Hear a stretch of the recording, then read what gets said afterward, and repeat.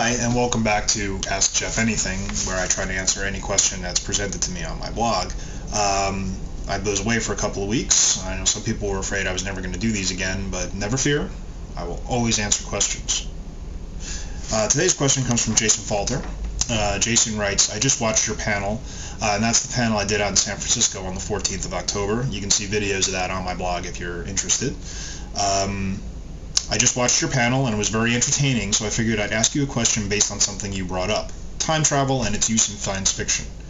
Personally, I find it to be an easy way out on the major storytelling sheet, and that mainly comes from the countless Star Trek episodes that pulled you in and then wrapped everything up in the last 5 minutes with some sort of time travel finish that generally annoyed me and made me skip any episode that used time travel as a plot device. So how do you feel about time travel as a plot device?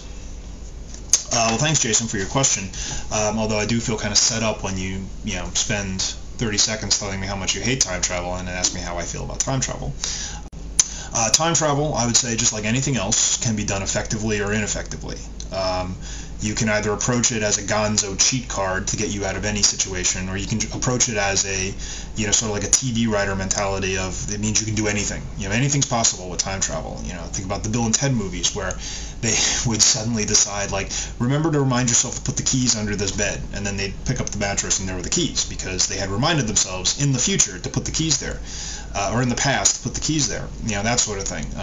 You can use it as a sort of a get-out-of-jail-free card, and that's what's frustrating, because once you give your characters that kind of power, it just sucks all the tension out of your story.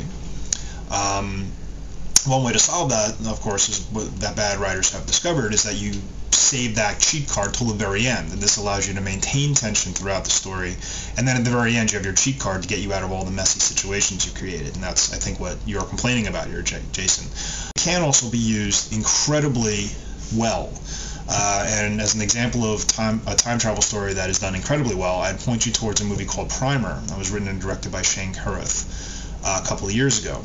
It's a fascinating story. It took me a couple of viewings to even figure out really what was going on there. It's not an easy narrative to follow, but of course I think that's also part and parcel of having a time travel story. Is, when you have timelines that loop back and forth like that, it gets difficult pretty quickly. But I would definitely urge you to check that out. It's done really well. Here's the thing, when it comes to any kind of trope: time travel, ray guns, space travel, aliens, whatever you want to talk about in science fiction, the mistake that people make a lot of times is if you introduce something like that, it has to be the bedrock of your universe. If people can travel through time, then you have to think through all the implications of that. Until next time, my name's Jeff Summers, and yes, in the future I am some sort of king.